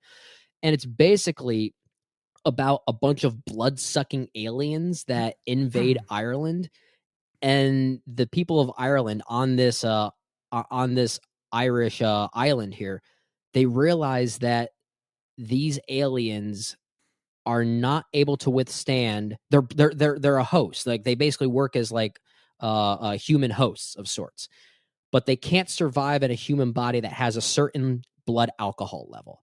So these Irish people have to get really drunk in order to survive. Like, that is perhaps one of the greatest concepts I can think of for a movie like that, and it sort of saves the movie and makes it really interesting. So a movie like Grabbers was one I almost thought of. I had a few comedies here that I have a weird soft spot for that are also trashy, certainly in a different league than something like Grandma's Boy, but I have a soft spot for Hot Tub Time Machine. Okay. I maybe it's the reverence that movie has to 80s hair metal, which is also weirdly nostalgic to me. So I again, maybe it's the self-awareness of that one that sort of saves it too. And then keeping to that music theme there, at least the reasonings there. 1997 saw perhaps the biggest ripoff of A Hard Day's Night by the Beatles, and that movie was Spice World, the movie about the Spice Girls. Terrible movie, but admittedly, my fiance and I watched it together maybe some months ago. We laughed a lot. Was it intentional? I don't know. I don't know if the movie was doing something smart with any of that, but I weirdly think that, at least I've noticed, there is this weird cult following or this weird reappraisal for something like Spice World. I have noticed some critics that we follow that have started to defend it even more vocally than it perhaps was received at the time in 1997. So that certainly doesn't defend it, and it's not my way of saying everyone out there should go and watch it again and certainly reappraise it, but there is something interesting about that one, and I did find it kind of funny. All right. Yeah, that's really fun, really interesting there. As for a few more that I have here on my list, I have The Boondock Saints, which is not a very good movie, but I love the performances. I think it's a lot of fun. And the music, the soundtrack, I think is really great to that film. Free Willy is a nostalgic one from my childhood, but I really like that one quite a bit. I watched the first like 15 minutes of that recently. I forgot that the kids just they just live on their own. I think so. I don't know. I can't remember. I think they live in like a little skate haven. I need to rewatch Free Willy. Yeah. Because the last I remember, I thought I remember that being like I thought I remember that being like a legitimately good movie. Like, doesn't that hold like a 79 on Metacritic or something like that? Like, that's a pretty high score, at least based on critics at that time. In what, 1994? When did that come out? 1993. Yeah, it was maybe? early 90s. Well, that's interesting because my memory of it isn't. Again, if I was looking at this from the lens in which I view movies today, if I was to write a review for it, I don't know if I would be all that positive. But it's one that I really liked. But to your point, I need to revisit that film. I have not seen it in literally 20 years. So I think Free Willy series. Let's do it. Yeah, I think so. I think at the time, I don't know why I have this buried in my memory. I think Roger Ebert gave it like almost 4 out of 4 stars when that came out. Which maybe I'm misremembering. I don't know. I mean, I obviously really loved it as a kid. I just didn't think that it would hold up all that well. Like I wouldn't be surprised if it does. I wouldn't be surprised if it does. Like there are a lot of these kids films from back in the 90s that just had this weird dose of sincerity and honesty that you don't see as much anymore. And maybe it might retroactively seem better. I don't know. But I'd be curious about stars that. from Raj. You're right. Okay. 3.5. Okay. Yeah. We'll trust him. We'll trust him. But I need to revisit that film apparently. So. At any rate, a few others. I mentioned earlier, Deep Blue Sea has always been a fun movie for me as well. Good movie. On that aforementioned episode, I mentioned earlier that I did with Jay. We talked about our top 3 nostalgic blinder movies. One of the films that we talked about, in fact, we did a whole review of Batman Forever. So that's one that I wanted to bring up here because that's a movie that I don't think is very good, but I love that movie so much. It's so ridiculous and over the top. And I want to see the 3-hour cut of that. Apparently, there's a 3-hour cut somewhere that never got. I know. released. I want it. So curious cut. about that. The Schumacher cut. Jupiter Ascending is what I have here on my list. That's a movie that is maybe the Wachowskis' worst. I don't know, but there's something so insanely endearing about it to me. Like it's so bad, but I have fun. I don't know. I don't know how else to explain it other than that. I also have written down here the National Treasure movies. Maybe that's similar to Free Willy. I don't recall them being all that great, but I have a lot of fun with them. Some good memories with those movies. I remember them being fun. Yeah. And then the last one I have here that I'll just mention here real fast. This is a 2013 film starring Colin Farrell. And Colin Farrell, I think, had an underrated year because he was in the Walt Disney movie that came out later in the year, in which he gives one of the best supporting turns of 2013 in that film. Saving Mr. Banks, but he was also in an action film earlier in the year called Dead Man Down that isn't very good, but for similar reasons to Saving Mr. Banks, ended up really liking the film because of his performance. And there's something about what he was channeling at that time of not being in these great films, but giving his all and transcending the material. And that was one that's always resonated with me. I've always found that film to be a little underrated because of his performance. Narratively, it's very trite. The action is, it's very typical. It's not bad, but it's not great either. Why that film it resonates is because of Colin Farrell. He's very, very good in the movie. So that's one that that came to mind for me as well. He is a good actor. Good actor indeed. All right. Well, with that, let us know how any of your picks stack up against ours. Email us InSessionFilm@gmail.com. Hit us up on social media. And if you disagree fundamentally with this premise, tweet Jay because this was his idea, and that's the hill I'm dying That's on. at Mr. J. Ledbetter. Bring it on. Go after Again, him. I say trash reverently. I like these movies. Yeah. I did my best to convey that. Clearly, I failed. So I'm going to let Jay in charge of our Twitter account over the next week.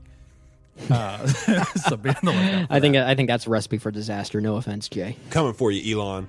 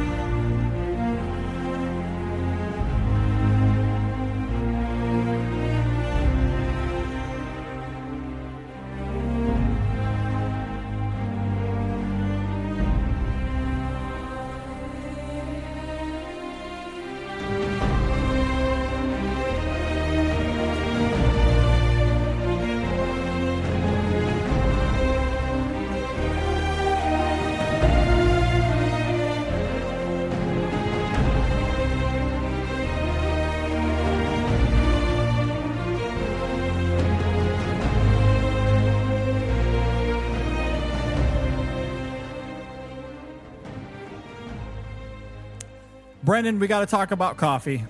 It's The most necessary thing in any adult life.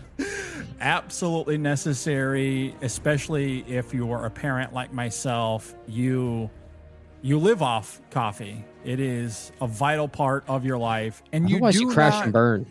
Yeah, and you don't want to skip out on the quality because it just matters. I mean, you can have terrible coffee and you get the same effect, or you can get the caffeine and the energy boost that you're looking for, or if you just enjoy the flavor, the taste of coffee, you obviously want to invest in something that is extreme in the quality category. And that's what's great about Coffee Cult, right? Because they don't skip out on quality. Everything they do is of elite stature. They use specialty grade Arabica coffee beans, and they do not accept defects. A lot of coffee companies will take specialty grade coffee beans and also defects, which cheapens the coffee and the price, and that's how they can get around giving you a lower price, but the quality's terrible. I was going to say it affects the taste, and those of us who drink coffee as regularly as we do, we don't want to sacrifice taste. There's an art to the taste of coffee, as you're talking about there, and I certainly agree with that. It's honestly something that we really want in our coffee. We want to taste the differences. We want to taste what is artful and unique about how these beans are being processed. And the great thing about Coffee Cult, and not just the specialty grade beans that they're using, as you say, but they only source from farms that pay their workers fairly, especially women. They pay them fairly and equally, so that they're being worked on and sourced from a great source, and that's really awesome to see. Their orders, that if you want to place an order for them, they're all roast to order. They do not ship stale coffee that's been sitting around for days and weeks, because that's the last thing that you want. What you receive is as fresh as it can be, and you can tell by that final product the second you start drinking it. Absolutely. Yeah. They do not have coffee just sitting in some warehouse, waiting for you to order, and God knows when it was roasted. Yeah. They wait for you to order. It is roasted, and then it shows up at your house. So it is very fresh. So it's free of any preservatives or anything like that. So you don't have to worry about no those chemicals. Yeah. No chemicals whatsoever. They do not believe in that as well. So you're getting natural, great premium coffee. And some of it is quite exquisite. So I had the Brazil last week.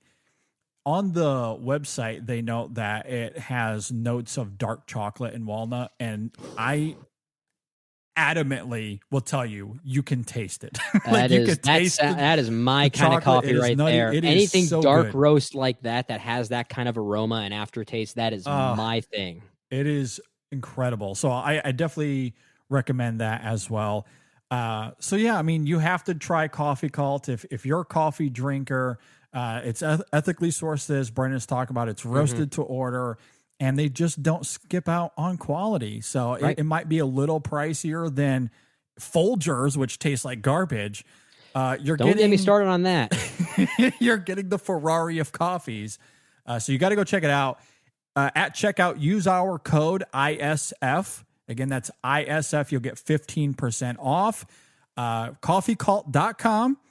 At checkout, use the code ISF and get 15% off. The InSession Film Podcast is brought to you by our great friends over at First Time Watchers. And Brendan, on this episode, we were talking about trashy movies that we love. Emphasis in reverence. We say that with love on our hearts. Yeah. That's something that the First Time Watchers have done their entire run. That's what they're known for, is talking about these movies. It's sort of been their ethos in some ways, and they've made themselves sort of known for that, and they certainly wear it on their sleeve. They're very proud of that status.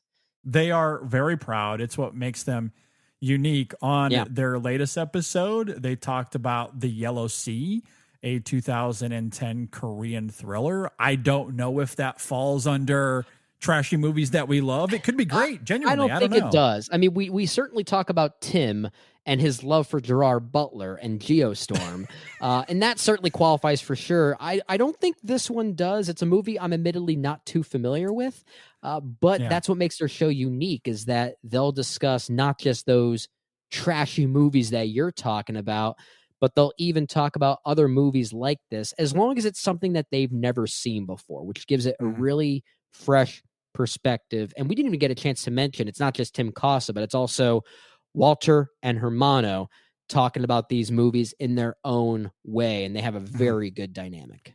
They do have a great dynamic. And now that I'm looking at the poster for the Yellow Sea, it does appear that it premiered over at Cannes in 2010. Probably not trashy then. So probably good, I would imagine, or at least some level of excellence to level that of movie. prestige, and maybe in a loose term. I don't know enough about the film, but I mean, who knows? Yeah, I probably should have looked that up beforehand, but sometimes you just drop the ball on those things. It is what it is, man. It is what it is. But yeah, these guys have some great recommendations. I definitely urge you to check that out at the end of their shows. Brendan, where can you find these guys on the internet? Well, as you can see by the link scrolling down at the bottom of our page for those of you watching on YouTube, but for those of you listening, you can find them at firsttimewatchers.podbean.com, and that is spelled as First Time Watchers, FIRST, not numerical first. Once again, firsttimewatchers.podbean.com. But you can also find them on Twitter at First Time Watchers, also on Instagram at First Time Watchers, and on Facebook by simply searching First Time Watchers. And go subscribe to them on Apple Podcasts and on Spotify. Let them know how much you love them. Leave a review at the end of your review. We ask that you leave a little hashtag so they know that that we sent you to them. Yes. And this week, let's go with the hashtag Trashy Podcast that we love. They'll really appreciate that. Yeah, I love it. So go leave them that review, leave them that hashtag. Go check them out again. That's First Time Watchers. This land is your land, and this land is my land. From California to the New York Island, from the Redwood Forest to the Gulf Stream waters, this land was made for you and me. As I went a-walking that ribbon of highway, and I saw above me that endless skyway, I saw below me that golden valley. This land was made for you and me.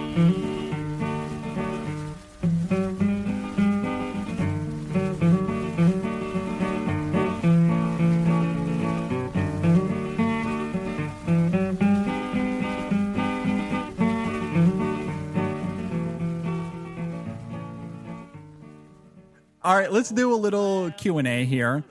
I have a question for you guys. So the night we are recording this is the SAG Awards. I have no idea who won.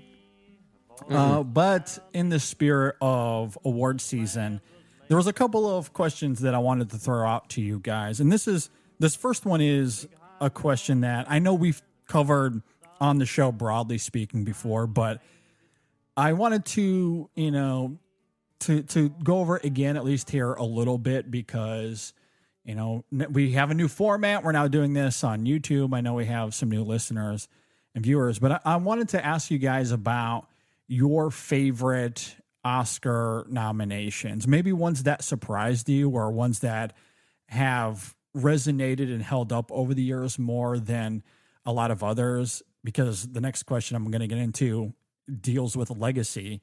I was on a podcast earlier today, guesting on another show where we talked about that legacy in the Oscars and, being nominated or winning an Oscar. Is that good or bad for you?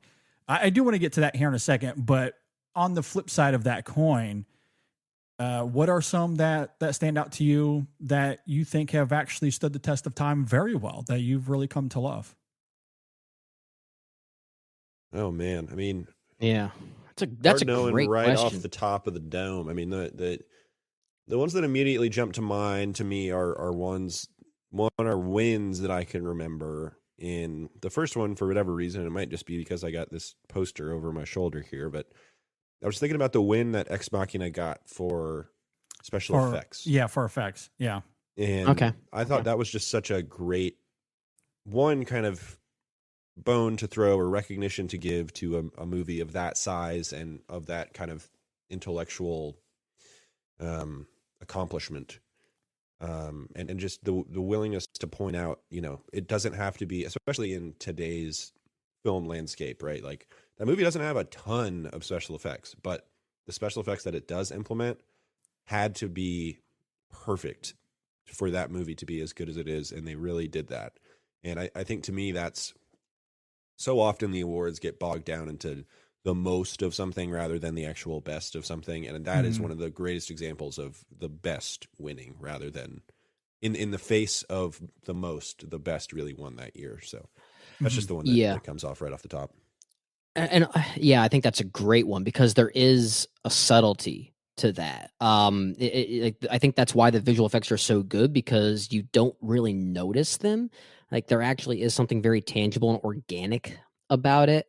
And it's kind of a surprising film to win a category like that, which have usually gone bigger. That's usually a spot reserved for some commercial blockbuster or something like that. But yeah, JD, this is a really daunting question you're posing because I sometimes don't often associate Oscar wins, or at least I don't look at Oscar wins in the same way that I look at maybe just simply getting an Oscar nomination.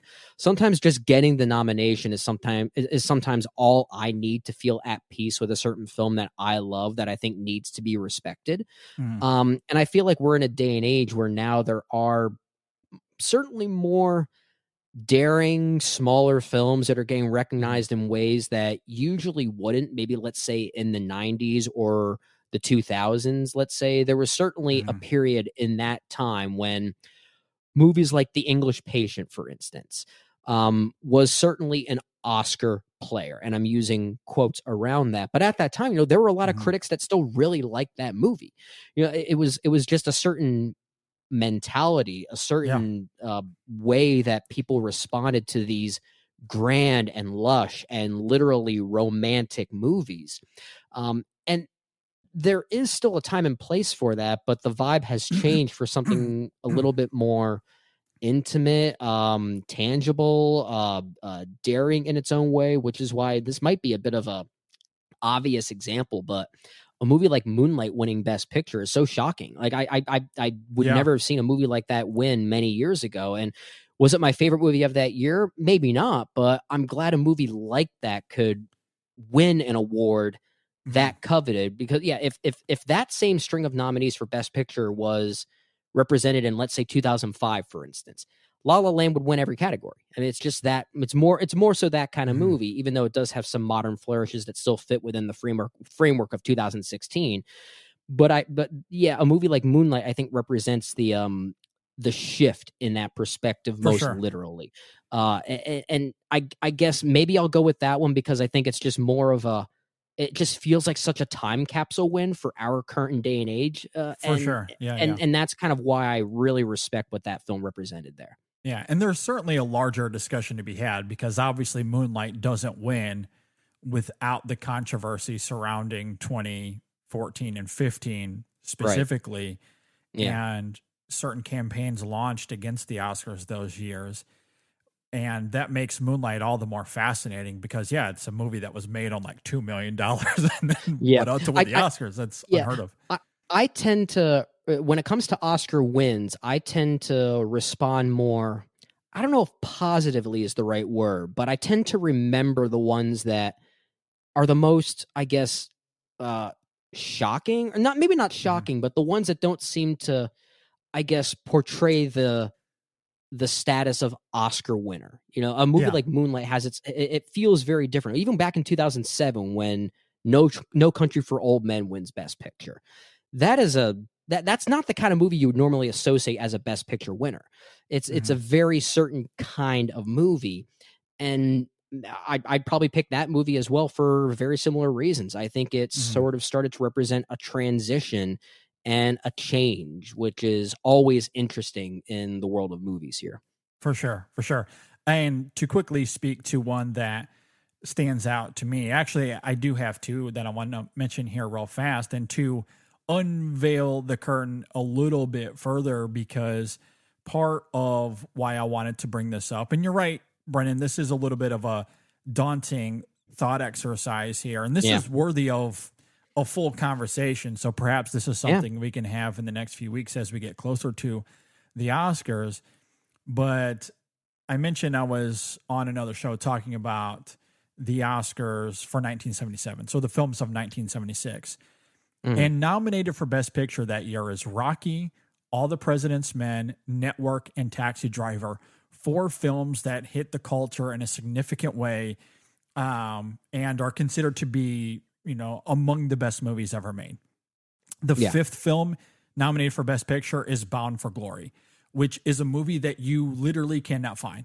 The only way to watch this is if you find a DVD at your local library, or you Jack Sparrow that movie. That is the only way to watch it. It's amazing. And it's a movie that, because I threw out, the question on Twitter as well, like to rank these 5. And most of the responses, almost all of them, and I got a hefty amount of responses, and most of them had Bound for Glory ranked last. And if I got responses that said that I haven't seen this movie, it was almost always that movie. So people are either ranking it last or they simply haven't seen it. Now, there might be some political or business schemes, behind the scene that we don't really know, as far as why the distribution for that film just doesn't exist and why you can't find it anywhere. I don't have all the details for that. But I wanted to bring it up because I did watch it over this last weekend, and I think it's actually pretty good. Now, okay. If it's a movie that if I was also ranking those 5, I probably would have it last. But I think it's actually pretty good. I think it's better than something like a Coda, if you will. And again, I say that with love to Coda. I'm not trying to trash you like that Coda movie quite a bit. But when we're talking about Oscar winners that, or even those nominated that maybe shouldn't be there or arguably shouldn't be there, Bound for Glory, I don't think is one of those movies. Could you have replaced Bound for Glory with a Carrie, for example, or something else from that year? Maybe, but I'm not upset that film lands at that number 5 spot. I actually think it's pretty good. I don't know if this is true, but I would not be at all shocked if the Coens said that they used that film as inspiration for some elements of Inside Llewyn Davis. I think there's a lot of comparisons to be had there with those two movies. Make me want to watch it now. And it's a 2 hour and 20-minute movie. It's very methodical. It's its central character is much like Llewyn, and he's a little prickly, which I do love. So there's a lot of really good things about that film, and it just made me think about these movies that maybe at the time they're not raved about, or maybe they just hold up better over time. I think Bound for Glory is one of those movies, and could be even further one of those movies if it got distribution. But people just don't have access to it, which is half the problem here. But when it comes to Best Picture specifically, I think it's a really interesting conversation that we can spend hours on regarding, is it a movie that represented only a specific snapshot at that time of cinematic culture, political culture, social culture, whatever it is, and which ones are also, looking ahead, which ones kind of become a bit more forward thinking in that regard, that actually do have a very significant place in the evolution of film history and critique and filmmaking. And a lot of cases, movies that get nominated that are very daring at the time don't end up winning Best Picture. A movie like Apocalypse Now, for instance, which was nominated but doesn't win. I think it loses to The Deer Hunter, if I'm not mistaken. But we look back more fondly on a movie like Apocalypse Now as perhaps being one of the best movies of the 1970s, simply because nothing came out like it at that time. And it's interesting to separate those two dichotomies. And it's also interesting to think, like, when you award a movie Best Picture, it's, you're not giving the award to a movie that you think is going to have that same power in 10 or 20 years. You don't know that. If you did, then so many movies that never even got nominated for any Oscars at all would be winning Best Picture all the time. Like, if you knew those things, like a movie like The Shining would have swept the Oscars in 1980. Argument for doing these things like 10 years later. Which you've always stated, like, let's do the Oscars for 10 years down the road. I think that makes a lot of sense, honestly. Like a retroactive look at movies that have changed over time and how the Academy feels about them now, I think is a really interesting exercise. I completely agree. I think there's a lot of validity to that. But that's the thing with the Oscars, it's certainly not the be-all, end-all of anything. Yeah. But it sparks for some fascinating controversy. I guess that's a good segue, though, to the second question I wanted to ask you guys quickly here as we wind things down. Of this year's crop, like, how do you foresee these movies in another 10, 15, 20 years? Are they a bound for glory, if you will, or do you see them resonating as, we just talked about with the 1976 crop, as one of the best lineups we've ever seen for Best Picture? Is this in that conversation? Where on that spectrum do you see this year's crop? It's hard to say because they're so top of mind for us now that I want to say that project. It's hard. Yeah. I do think there are a handful here that we'll still be talking about in about 10 years. I think we'll still be talking about Top Gun Maverick. I think as far as just commercial blockbusters are concerned, I think in 10 years, we'll still be talking about Tom Cruise, which means we'll inherently still be talking about Top Gun Maverick. So I think that's just sort of an obvious pick, but I do think a movie like Everything Everywhere All at Once will have some staying power, whether it wins Best Picture or not. I mean, we have to also wait and see what ends up winning Best Picture, because that could maybe this might be a little bit premature. I know, but let's say hypothetically Everything Everywhere All at Once ends up winning Best Picture, which means we're going to see a lot of negative backlash, as we always do for any Best Picture winner. That could, in many ways, help prolong the conversation and keep it in the zeitgeist for a longer period of time. And I'm not certainly advocating for that sort of negative response, but it might, sort of prolong that a little bit further. But I do think a film like that, I think, of course, Avatar is still going to be in the conversation because we'll see more movies in that franchise. But I think, a movie like Everything Everywhere and Top Gun Maverick, those will certainly still be talking about for sure. As far as the rest, I don't know. I mean, a lot of these filmmakers who have movies nominated for Best Picture this year, they're still going to be working. We're still going to see movies by Martin McDonagh, for instance. So we'll probably still be talking about The Banshees of Inisherin just among cinephile circles. I don't know how that'll correlate to audiences in a general sense, though. It's a loaded question, but I know there will be at least a few that I hope we'll still be talking about in maybe a decade or so. I would say my opinion on Everything Everywhere, just kind of living in the little sphere that we live in, you see the reaction on Letterboxd and you see the reaction on social media to that movie. I think 10 years from now, that will be a foot in the door movie for a lot of people doing the stuff that we're doing now. Like, I think kids who saw Everything Everywhere All at Once in high school will think of that movie as a stepping stone movie into a world of cinephilia for a lot of people. I think that movie is going to sustain in one way or another. If it wins Best Picture, way Pulp Fiction was for our generation. That is, or maybe The Matrix. In a way, like in its own way, yeah. Certainly not to that scale. Those were massive, and culture was just different at the time. But on a much on a micro level, yeah. And then I think if it does win Best Picture, there's going to be a lot more hate than it would receive from other sides of the sphere. But I think that one will be remembered. Top Gun's going to be remembered. I mean, you look at the films. A Spielberg movie will always be remembered to one extent or another. Avatar is such a hugely successful film. Although if you ask half the people in the world, nobody's ever seen it and it hasn't left any impact. Meanwhile, it's made $5 billion at the box office. Yeah, for sure. But I do look at some of these, and no disrespect to these films because I like these films. women talking, nobody's going to be talking about it. Triangle of Sadness, I don't think anybody's going to be talking about it. I think that one will fade. All Quiet on the Western Front is going to just kind of fade away into the abundance of war movies that have been made recently. I think there's like 3 or 4 in there with some real staying power. And we'll see the Tars of the world, how that sustains. Yeah, I have no idea.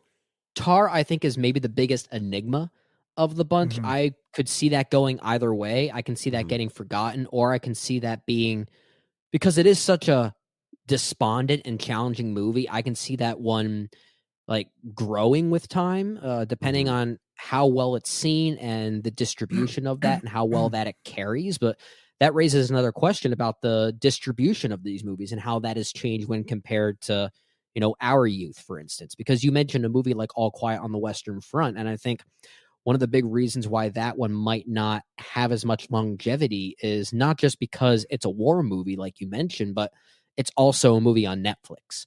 And I think it could become maybe inadvertently buried because of the plethora of content on that streaming service. And streaming services themselves will, they'll prolong certain movies. They'll block certain movies. Not that they're trying to, but it just will. It's just the nature of how the market continues to change. And some have to rise up to those challenges. And I don't know if some of these will.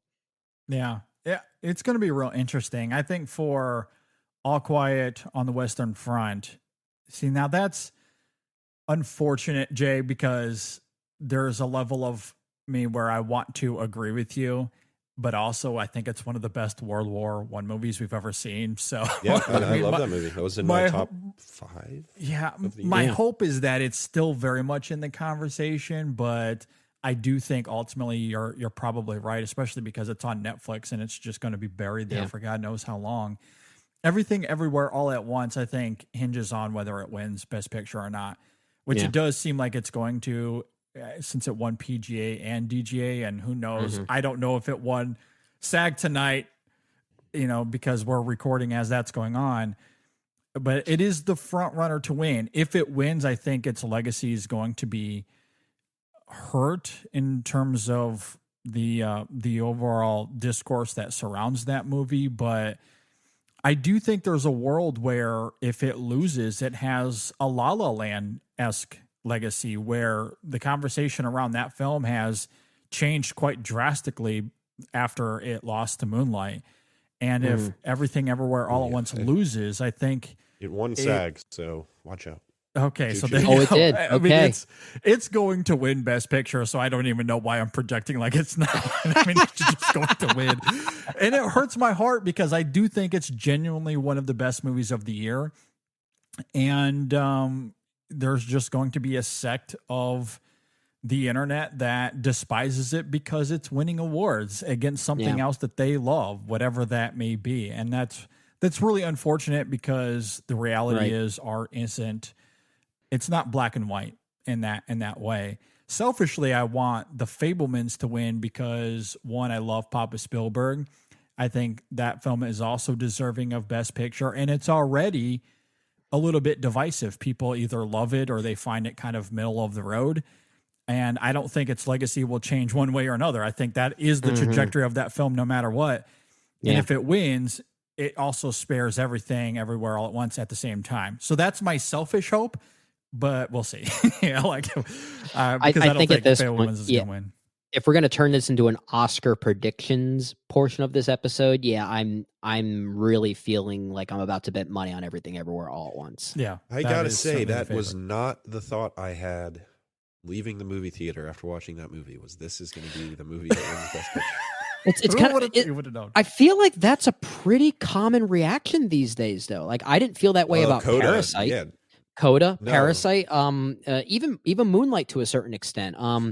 There was a point in time, maybe like the late 2000s, early 2010s, where most film critics, when they were putting their list together for the best films of the year, very rarely did they say the best film of the year is the one that ends up winning Best Picture. There was always like this disconnect between how they felt about movies and how the Academy felt about movies. And I feel like there's way more synergy now, and it's kind of by accident. And I don't know if it's maybe members of the Academy changing, new demographics coming in, people of different backgrounds voting in a different way. And maybe that's certainly a part of it. But there definitely seems to be a little bit more synergy than I've certainly come to expect. And it's interesting. I'm not saying it's good or bad. It's just it's really interesting to see that happen now. Yeah. Well, there's an abundance of reasons for that. I mean, just the foundational changes within the industry as far as what gets made kind of silos them off. But yeah. All right, real quick, Brennan, let's get to the results of this week's poll. It's real bad. Okay? I don't like those numbers at all. Just one poll. Those things aren't scientific. Yes, they are. All this is science. This is math. So for this week's poll, we used Cocaine Bear as inspiration, a trashy animal movie. And it's a film that we will have a full review of coming up pretty soon. Myself and JD, I believe, will be the ones talking about that in just a few days. So stay tuned for that. But using that film as inspiration, we asked all of you, what is your favorite animal attack movie that isn't Jaws? We threw that specific disclaimer out there because I think most of us would agree Jaws is the best one. But winning the poll at just over 27% was a Jaws-like movie anyway, and that was Deep Blue Sea winning this poll here. There we go. Which is a film I do kind of like. I think that Jay's film favorite. is a lot I love of fun. it. Yeah. In second place, we actually had a tie between our write-in option. We got 4 write-ins specifically that I'll talk about later. But as far as the options we listed, another water-themed movie came in second place, and that was The Shallows, the film with Blake Lively, which I think is pretty effective. I think it's a pretty effective thriller. And in third place, we had a classic, Alfred Hitchcock and The Birds, coming in third place there at just over 13%. Fourth place was Lake Placid, a very silly, trashy movie and a great performance by Betty White in that one. That one got over just 9% there. And then we also had 1 vote for 3 additional films, and that was Open Water, The Gray, and Crawl. But yeah, Deep Blue Sea coming in on top. Not too surprised. I feel like that one has grown in cult status over the years, and the cast is just so good. And Samuel L. Jackson's surprising death scene, I'll simply say, I think people still remember to this day. So yeah, it's hard not to be surprised by that one winning. Yeah, good stuff. LL Cool J, I believe, in that one as well. And his pet bird. His pet bird. Yeah, some nice comedic moments there. All right, yeah, that's not too surprising. Very, very fun to see the results of that play out. I will say, as far as just some quick write-ins here, we did get 4 write-ins here, but it was for 4 specific movies, so only 1 vote for each of them. But most of them I haven't even heard of. There's a movie called Alligator. Haven't seen that. There's also a movie called Razorback, which got a vote. There was, for the most recent movie, Beast, got a vote here in the write-in option. And the last write-in option here, pretty inspired pick, Disney's Pinocchio, the 1940 Pinocchio. Now, specifically the whole, the whale portion of that movie, which is only maybe 5 to 10% of it. But, if we're talking animal attack scenes in movies, then maybe there's definitely more to talk about there for sure. Okay. All right. Very good stuff there. Thanks to everyone that voted on the poll. We really do appreciate it. We're going to get out of here. Do want to plug that next week we are going to be talking about something sports related or boxing related with Creed 3 coming out. So we'll leave Jay to the details for that because he's very good at coming up with clever titles. So we'll be talking something along those lines, and we'll have a review for Creed 3 coming out very soon as well. We'll have a review for Cocaine Bear. So stay tuned for that. We also have one more announcement. I'm going to leave it to you, Jay. What are you guys starting this week? A little fun action you guys are doing. Movie series are coming back. Yeah. Wait. Forget about the trash. We're going back to the prestige, and we're going to be doing the films of Wong Kar-wai. Kar-wai. So be on the lookout for that. That is going to be starting this very week, if everything goes to plan. So be on the lookout for that. We're going to cover all 10 of his films. Get excited. Boom. And what's the first one you guys are doing this week? As Tears Go By, I think. As Tears Go By? Okay. That is his first film. That would make sense. Yeah. I'm really excited to keep up with this one as well. I'm Same. going to try and join as many of those reviews as I can. I know it'll mostly be you and Ryan, especially when you get to In the Mood for Love, which is a movie that JD and I did review in the main show some time ago. We did. So it'd be great to get your perspective, you and Ryan specifically, on that one. Saw that one on 35 millimeter just a couple weeks ago. What a day. Man, very jealous. Masterpiece. Masterpiece. Yeah, that is a very, very good movie. So looking forward to that. Be on the lookout. Ryan and Jay coming back with the movie series. And I can't wait to jump on a few of those myself. A few blind spots that I'm going to be able to scratch off here. So I'm very, very eager for that. I also want to plug Women in Session. They just got done doing a back-to-back of classic romantic comedies, and then they did contemporary romantic comedies as well. It was a lot of fun. Go and check all of that out as well. And I'm sure we'll have some Oscars content coming out very soon, because that's a week and a half away, about 2 weeks away. So jeez, that is on the horizon. It's already March, isn't it? Oh my, almost March at least as we're recording this. Yeah, which, speaking of, I'm going to be gone for a while. I will be here next week, I think. Maybe. We shall see. And I'm also planning the week after that. And then it's a crapshoot. I don't know. I'm going to be gone for a little while because baby number 2 is on the way. So and that'll I'm going to be out for a few months. I was going to say a little while, equating to what? A few months, at least like 3 months or something like that. Yeah, right? it's going to be a little while. So these guys will be holding down the fort. I'll still be active on social media, but a little optimist. Yeah, cannot wait for that. Be sure to follow us on social media, subscribe here on YouTube and on the podcast, and we will see you all next time on the InSession Film Podcast. Go see Slapshot. It's great.